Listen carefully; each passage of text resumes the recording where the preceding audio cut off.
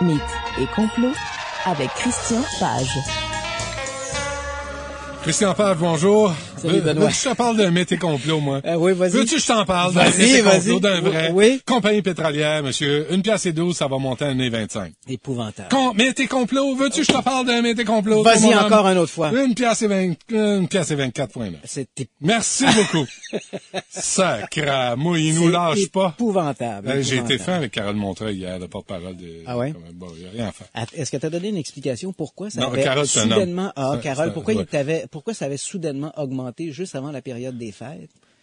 C'est un ouragan quelque regarde-moi, part. là. Un ouragan. Ah, OK. OK. Passons au sport. Non, la seule affaire à faire, c'est de t'acheter une voiture hybride, Ouais. puis d'arrêter de changer ton chauffage au mazout au chauffage à l'électricité, puis pouf, that's it. Ouais, On n'en parle plus, puis qui garde leur Et de pétrole. limiter tes déplacements. bien Exactement. sûr, ouais. Bon, parlons de choses sérieuses. À quoi peut-on s'attendre, Christian, en 2012, 2011? 2011. On meurt en 2012. En 2012, on est fini. Tout le monde meurt. En 2011. Ben voilà, écoute, on a tous vu Bye Bye, toutes ces émissions-là de fin d'année, et on fait une sorte de récapitulatif de tout ce qui s'est passé durant l'année, une sorte de bilan. Donc j'ai dit, moi aussi, je vais faire un peu mon bilan. Donc bilan 2010, les bons et les mauvais coups de 2010. En fait, j'en ai choisi un pour chaque catégorie. Donc le bon coup en 2010, à mon avis, semble celui du gouvernement britannique. En août 2010, le gouvernement britannique a rendu public toute une série de dossiers sur les ovnis. Alors pourquoi c'est un bon coup? Ben d'un côté, ça fait taire un peu toutes ces rumeurs de complot, parce que bon, dès qu'on parle d'ovnis, les amateurs d'ovnis s'imaginent que les autorités nous cachent toute l'information, et c'est sûr, on en a déjà parlé à cette émission, c'est sûr que le gouvernement doit cacher certains dossiers. Peut-être pas forcément parce que ces dossiers contiennent une information qualitative sur les ovnis, mais peut-être parce que la façon dont l'information est colligée ou obtenue, il peut y avoir là-dedans des éléments, disons, secret défense. Mais enfin, en août dernier, le gouvernement britannique a rendu des milliers de pages publiques, des documents, des observations d'ovnis qui avaient été colligées entre 1995 et 2005. Il y avait quelques dossiers précédents, quelques dossiers après, mais c'était surtout pour cette période-là. Ces documents ont été rendus dans un premier temps publics et ils étaient téléchargeables sur le site des Archives nationales britanniques tout à fait gratuitement. Maintenant, il faut débourser une somme forfaitaire, mais c'est vraiment minime, et on peut télécharger ces dossiers-là. Et on apprend là-dedans, finalement, que oui, ces dossiers qui étaient quand même, ont été gardés longtemps secrets. Hein, Mais qu'est-ce qui nous dit qu'ils n'ont pas tripoté dans les dossiers pour effacer les pages dangereuses? Ah, il y aurait toujours possibilité de ça, mais ce que moi je dis, c'est au départ, regardons l'information qui est là. Elle nous en apprend beaucoup sur les observations d'ovnis rapportées. Il y a des trucs qui sont intéressants, mais encore une fois, il n'y a pas là-dedans un smoking gun, là. Donc l'élément qui prouverait hors de tout doute que les extraterrestres nous visitent. Ben, ce sont quand même des dossiers fort intéressants.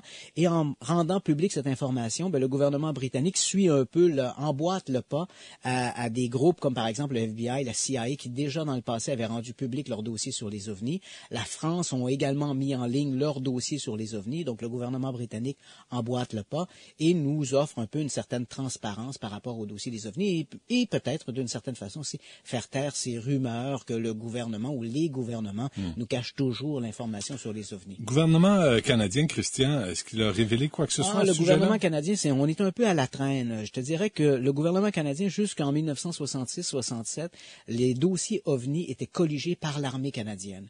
Et à partir de 1900... Qui est très transparente. Ah, absolument. Qui offre toujours de l'information. Un modèle. Oui. Et à partir du milieu des années 60, ces dossiers-là sont passés du côté, disons, des services publics. Donc, on avait le ministère des Transports et surtout les services de police, notamment la Gendarmerie royale, qui colligeaient les informations d'OVNI. Mais ici, on voit que c'est un peu tordu. Hein? La GRC colligeait les observations d'OVNI essentiellement parce qu'une observation d'OVNI était potentiellement une observation d'une météorite. Et c'était le Centre national de la recherche à Ottawa, le Centre Edsberg d'astrophysique, qui, eux, s'intéressaient aux météorites. Donc, on avait une sorte de consigne. Lorsqu'une observation d'OVNI était rapportée au service de la gendarmerie, ceux-ci colligeaient l'information et étaient envoyés à l'Institut Edsberg. Et à partir de là, on regardait le dossier. Si on avait un doute qu'il pouvait s'agir d'une météorite, on envoyait des enquêteurs sur place pour récupérer la météorite. Tu te rappelles sans doute à Saint-Robert, je crois, sur la rive sud de Montréal, il y avait eu il y a quelques années, au début des années 90, une météorite qui était tombée assez importante. Donc, c'est un peu le travail que faisait l'Institut Edisberg. Ici, l'information colligée ne correspondait pas à une chute de météorite. Cette information-là était immédiatement envoyée dans un dossier qui s'intitulait « Objet non météoritique ». Et ensuite de ça, le dossier était transféré aux Archives nationales. Donc, les gens qui s'intéressent à la question des ovnis... Sacramouille, j'essaie de calculer le nombre de fonctionnaires pour tout ça, là. Ah, c'est énorme. Ah, c'est énorme. C'est incroyable. Et au moins une bonne chose, durant le régime du gouvernement Mulroney, ouais. À la fin des années 90, on a décidé de couper un peu à cause de, bon, évidemment, force budgétaire, considération budgétaire, on a coupé en fait cette fin 90, c'était libéraux, c'était là. Chrétien est avant 93. Bon, juste au début des années 90, excusez-moi. Ouais. Donc, à partir de là, donc, sous l'administration Mulroney, on a décidé de ne plus forcer les autorités à colliger cette information sur les ovnis. Encore aujourd'hui, la GRC va colliger certains rapports sur les ovnis et ils vont être envoyés à des enquêteurs indépendants. Je pense notamment à Chris Rutkowski au Manitoba qui collige ces informations-là. Mais on le fait vraiment à titre, disons, amical. Hein. Bon, on envoie tu regarderas une photo du cabinet de Stephen Harper. Je pense qu'il y en a là-dedans. Ouais, je pense que oui. Mais bon, ce qui est malheureux dans le cas du gouvernement canadien, c'est que ces informations-là ne sont pas disponibles en ligne. Donc, les gens qui s'intéressent à la question des ovnis ici, qui voudraient consulter les archives qui ont été colligées durant ces années, doivent se rendre à Ottawa, demander se rendre sur place? Ah oui, se rendre sur place aux archives nationales. L'as-tu fait, toi? Oui, à plusieurs reprises. Ah oui? Et là, donc, ces informations-là, même dans certains cas, ces informations ne sont même pas sur microfiches.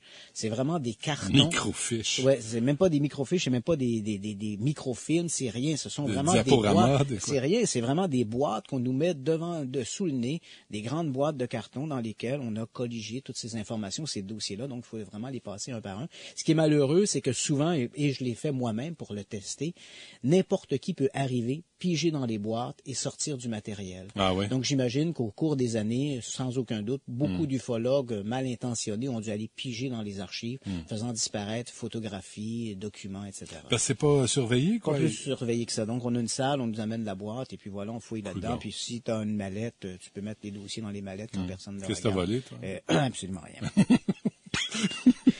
Et cette histoire de venir au-dessus de la place Bonaventure, c'est-tu réglé, ça? Ah, ça a jamais été expliqué, ça, Benoît. Non? Non, on pourrait faire une émission complète là-dessus. Ben, on en fera. Oui, puis je pourrais te parler des grandes gueules qui finalement ont torpillé ce dossier-là, qui est un excellent dossier OVNI. Mais bon, tout le monde avait son petit mot à dire. Tout le monde, on dit à peu près n'importe quoi. Moi, j'ai rien C'était à dire. très malheureux. D'accord. Donc voilà, ça c'était notre bon coup. Donc le mois d'août, le gouvernement britannique rend public ses dossiers sur les ovnis. Il y a eu un mauvais coup et je suis obligé d'en parler parce que j'ai reçu tellement de courriers à ce sujet-là. Donc je peux pas passer aux côtés. Le mauvais coup, bien sûr, c'est l'émission de Chantal Lacroix, Rencontre paranormale. Donc pourquoi c'est un mauvais coup? Ben, parce que, bon, je vais quand même révéler quelques coulisses. Là, ici, je voulais pas le faire, mais bon, devant la demande, allons-y. T'es pris. Je suis pris. Donc, moi, j'avais déjà rencontré Chantal Lacroix l'été dernier. À l'époque, TVA avait organisé des auditions pour trouver une nouvelle animatrice à l'émission Deux filles le matin. Donc, on avait invité des gens qui apparemment étaient peut-être difficiles à interviewer. Je me suis retrouvé parmi ces gens-là. C'est vrai. Eh oui, voilà. Je suis un gars très, très peu loquace. Et donc, je me retrouve là. Et qui je rencontre dans les studios de TVA? Je rencontre Chantal Lacroix. Donc, on se met à parler de son émission qui est en cours à ce moment-là. Et elle me dit, écoute, Christian, je te jure que la table bouge. Et là, je lui dis, mais écoute, le fait que la table bouge, il peut y avoir plusieurs raisons pourquoi la table bouge. On peut rarement exclure la possibilité d'une fraude. Et ensuite, des recherches en parapsychologie montrent que l'attente d'un groupe de gens autour d'une table pourrait faire sautiller la table sans forcément que ce soit des esprits venus de l'au-delà. Et ce que je demande à Chantal, je dis, est-ce que tu as des méthodes de contrôle? Et candidement, elle me dit non. Là, j'ai un petit peu un problème. Là, je lui dis, il faudrait peut-être penser à inviter sur l'émission des gens qui soient ou bien des spécialistes de la triche, comme par exemple pas des médiums, mais des illusionnistes, des magiciens, etc., ou encore des gens qui connaissent un peu le sujet du paranormal, comme moi. Donc, je connais bien les techniques utilisées par les médiums pour frauder. Et Chantal me dit, oui, OK, je vais te rappeler éventuellement, et elle ne m'a jamais rappelé. Donc, tant et si bien qu'aujourd'hui, on le sait, elle est attaquée de toutes parts, on tire à boulet rouge sur son émission, on l'a vu durant le bye-bye et bon, Infoman à Radio-Canada, donc on lésine pas là-dessus sur les attaques. Je ne crois pas que Chantal ait prêté elle-même son nom à une arnaque qui semble de plus en plus là se démontrer. Mais je pense qu'elle Parce que quand tu connais pas ça, tu peux te faire embarquer facilement. Absolument. Moi-même, là, au début de ma carrière, là, comme spécialiste du paranormal, là, quand j'ai commencé, moi-même, j'ai cru des choses, j'ai vu des choses et j'y ai cru jusqu'à temps où j'ai pu démontrer qu'il y avait eu des manipulations à travers tout ça. Donc, et là, évidemment, on veut pas avoir une poursuite sur le dos. On ne dit pas que le médium est un faussaire, mais effectivement... Roger Mainville? Oui, Roger Mainville. Qui dit, on l'a invité en entrevue, il voulait pas venir, mais dire que il y a des fantômes, d'abord, des fantômes, ça n'existe pas. Deuxièmement, avec quoi il fait bouger cette table-là? Parce qu'elle lève toujours de son côté. Moi, je suis en train de me dire, est-ce qu'il fait bouger avec son pénis? Est-ce que il t'a mangé pour... Je ne sais pas. Il tire sa table, il pousse sa table. Comment il fait? Je ne sais pas. Je sais que ça vient en dessous.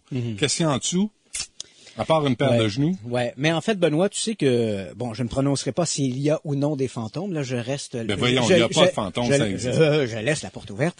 Mais c'est vrai que la façon dont on place nos mains sur la table, on peut effectivement la faire bouger assez aisément. Et quand il attirait vers lui, pour la replacer... Oui, il suffit de placer ses pieds, par exemple, les pieds du médium qui sont... On appuie les pieds sur les montants de la table, et puis on fait simplement un très léger mouvement vers soi et la table va basculer. Ce sont des principes de physique qui sont très, très simples et qui peuvent être utilisés par n'importe qui. Mon explication de l'organe masculin? Il faudrait voir l'organe de M. Mainville. Donc, tu ne crois pas? Non, pas du tout. Tu es vraiment un sceptique? Oui, absolument. Donc, ça, c'est un peu le mauvais coup. Et pourquoi c'est aussi un mauvais coup? Parce que dans le domaine du paranormal, il faut pas se le cacher, il y a des gens qui font des investigations sur le terrain, qui sont motivés honnêtement par une recherche, essayer de voir ce qui se passe.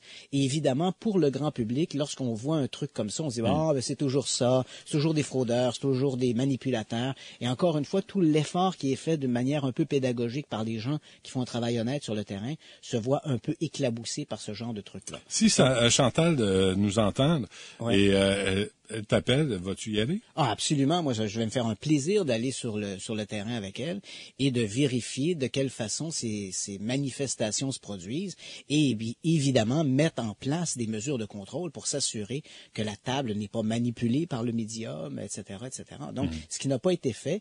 Et donc, sans mesure de contrôle, on ne sait pas, laissons la porte ouverte, sans mesure de contrôle, on ne sait pas s'il y a eu manipulation, mais effectivement, quand on regarde des images, on a clairement l'impression qu'il y a eu manipulation. Ben oui. Donc ça, c'est le mauvais coup pour 2010. OK, on s'arrête un instant. Je vous rappelle que l'essence va passer de 1,12 à 1,25 le litre. Alors, si vous avez besoin de faire le plein, faites un croche. Et je vous informe que François Arnois est rendu à sa 8e réglisse. Et des grosses, là, des grosses formats familiales. Ouais. 19e. Vraiment. Ça, c'est un cas à étudier, ça. Ça mange, ça grossit pas. Exact. Ça, faudrait l'analyser, faudrait le disséquer. C'est pas forcément la meilleure nourriture en ville. La réglisse, on va dire quelque chose. On revient avec Christian Page après cette pause.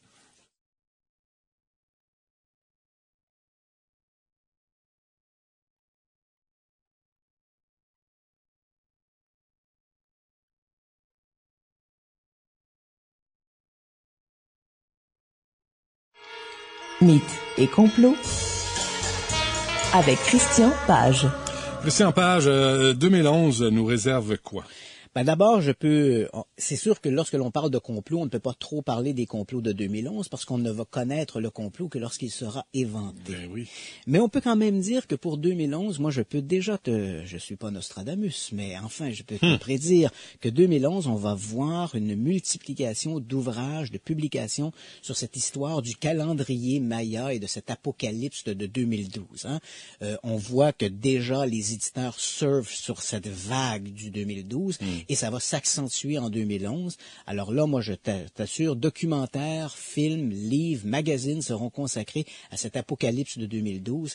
Et on rappelle qu'il y a apparemment qu'une seule place qui va échapper au cataclysme. C'est un petit village en France. Ils sont 200 habitants. Et donc, on les a appelés, hein, Bucarac? Oui, exact. On t'a pas raconté ça? On m'a dit qu'on avait essayé de rejoindre le maire. Le maire et sa femme nous a répondu, sa femme qui dit, vous nous cassez les bonbons! Donc, peu enthousiaste à l'idée un peu enthousiaste de voir débarquer chez elle ces Survivors de l'apocalypse 2012. Non, mais surtout pas les journalistes. Ouais.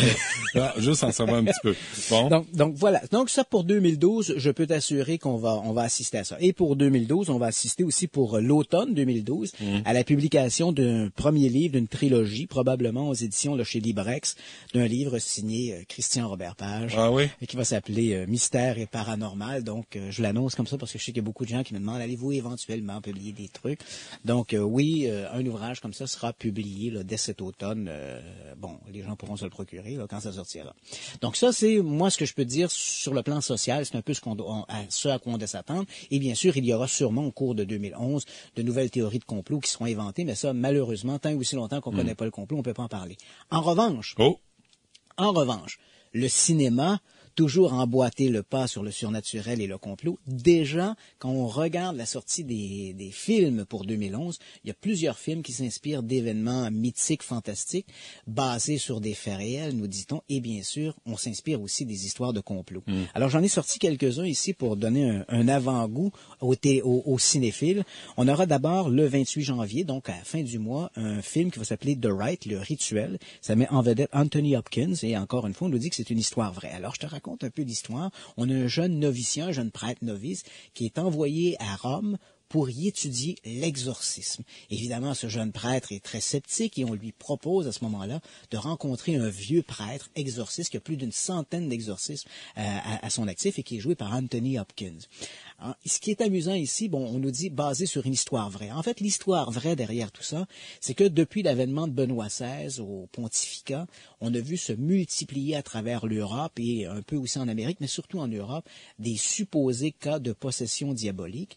Et apparemment, le Vatican est beaucoup plus ouvert à la possession diabolique qu'il l'était autrefois. Et le diocèse de Rome a son exorciste officiel, qui est un type qui s'appelle le père Gabriel Amorth. Hein, il est né en 1925, je crois. Il est très âgé, mais depuis l'avènement de Benoît XVI, Gabriel Amorth est sorti de la boulamite et on le voit sur plein de tribunes, il brandit son crucifix, il est devenu une véritable vedette.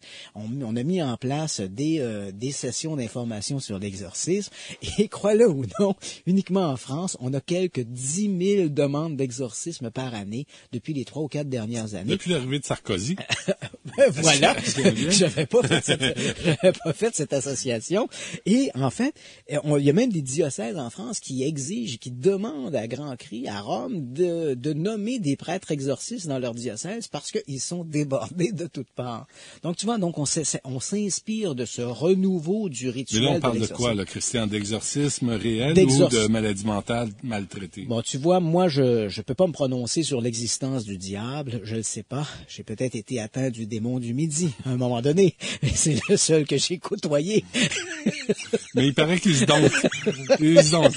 Tu peux l'exorciser. Oui, mais cela étant dit, bon, évidemment, aujourd'hui, il est de mise, lorsqu'on a des cas de possession diabolique, de les référer à l'élite médicale, parce que, bon, ce qui a été longtemps cru comme étant des possessions diaboliques était souvent des maladies comme la maladie de la Tourette, schizophrénie, paranoïa, etc. Donc, toutes sortes de pathologies. Quelqu'un qui a trop mangé de réglisse. Oui, de trop de réglisse, effectivement, et qui ne grossit pas. Donc, il faut bien qu'elle passe quelque part. Et pourquoi pas dans cette voix gutturale qui nous dit « Sors de ce corps, réglisse ».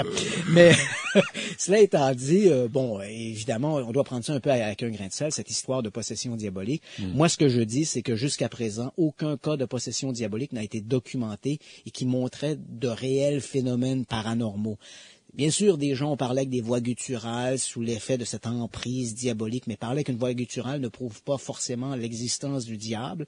Et l'Église exige que ces gens-là puissent faire preuve d'une force physique surhumaine. Non, t'écoutes Pierre Rinfray, tu sais. Pierre Rinfray, il serait possédé par le diable. Et oui, il sort de ce corps, dirait-on. Mais bon, on n'a pas il semble tout à fait normal. Oui, donc on n'a pas cette preuve de la possession diabolique. Elle reste encore à démontrer. Mais bon, je pense que dans un contexte religieux, les gens y adhèrent. Et bon, ben, évidemment, l'Église doit répondre un peu à cette demande des fidèles.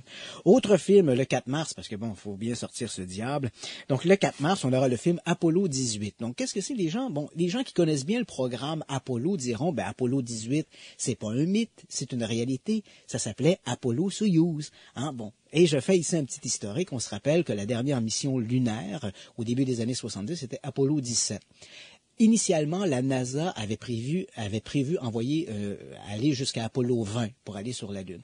Mais avec les coupures budgétaires, on s'est arrêté avec Apollo 17 pour les missions lunaires.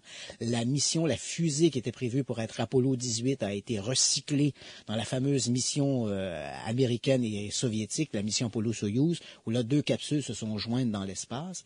Et les fusées d'Apollo 19 et Apollo 20 ont été récupérées. L'une est exhibée devant le centre spatial de Houston, au Texas, et l'autre devant le Cap Kennedy en Floride. Donc, ce film, Apollo 18, lui, est très différent. Ce qu'on nous propose, c'est une mission. En fait, c'est présenté un peu à la manière d'un faux documentaire. Tu vois, un peu à la Blair Witch Project. Donc, on nous présente ce film, on nous dit qu'on a trouvé des archives quelque part, et il y a eu une mission, apparemment une mission secrète, une mission Apollo 18, qui visait à envoyer des hommes sur la Lune. Et au moment où ces hommes se seraient posés, ou à tout le moins auraient circulé autour de la Lune, ils auraient été confrontés à une sorte de présence extraterrestre.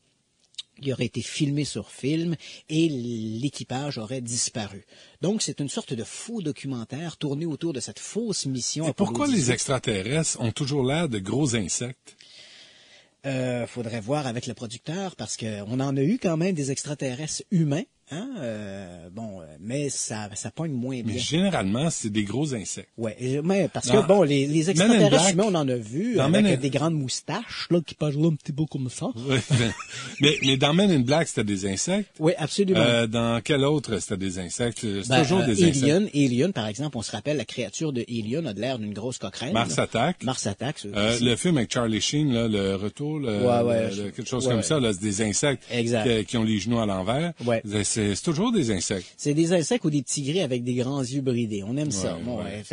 En fait, on essaie de répondre. Ils sont méchants ou sont gentils. Ouais, on essaie de répondre en fait à un besoin de culture populaire, et je pense que l'insecte va bien dans ce sens-là. Merci de m'informer. Ensuite, glissons enfin vers une conspiration. On nous annonce pour avril 2011 un film qui va s'appeler The Conspirator. C'est un drame historique qui a été réalisé, produit par le très célèbre Robert Redford, qui est toujours très actif. Et ce film, en fait, tourne autour de la conspiration entourant l'assassinat de Abraham Lincoln. Bon, parce que tout le monde, les gens qui connaissent un peu l'histoire savent que Lincoln a été assassiné par un dénommé John Wilkes Booth. Booth est arrivé, ça se passait au Théâtre Ford, on était en avril 1865, 14 avril 1865. Booth se rentre dans la loge du président, l'abat d'une balle derrière la tête, saute sur la scène et puis il réussit à s'enfuir. On a l'impression ici qu'on est en présence d'un assassin unique, mais dans les faits, il s'agissait de tout un groupe de conspirateurs. Il faut se rappeler qu'au début du mois d'avril, ça avait été la fin de la guerre de sécession, et à ce moment-là, il y avait déjà un groupe de conspirateurs qui envisageait de kidnapper le président Lincoln pour exiger la libération de prisonniers confédérés. Et comme la guerre a fini, on a compris que le projet d'enlever le président Lincoln était un peu inutile, alors on a décidé simplement de l'abattre, et en fait, les conspirateurs ont trouvé... c'est intéressant, ça, des complots historiques comme ça. Oui, absolument. Ça, c'est vraiment intéressant. Ouais. Et là, on va voir là-dedans, en fait, lorsque les autorités ont retrouvé finalement les conspirateurs, Booth faisait partie du nombre, lui s'est suicidé, on a arrêté quelques-uns, et les autres ont été pendus aux États-Unis en 1765, durant l'été 1765, dont une femme, Madame Surratt, qui aurait essayé de protéger son fils. Et le film va tourner autour de ce rôle-là de Madame Surratt qui essaie de protéger son fils, mais qui en même temps est séparée avec tout ce qui se passe, et elle a une sorte d'allégeance, oui ou non, doit-elle livrer son fils? Parfait. Merci Christian Page, on s'en parle la semaine prochaine. Merci à Larry, à François et à Maryse. Merci à vous. L'essence augmente de 13 sous. Allez faire le plein au plus sacrant si vous en avez l'occasion. À demain midi. Au revoir.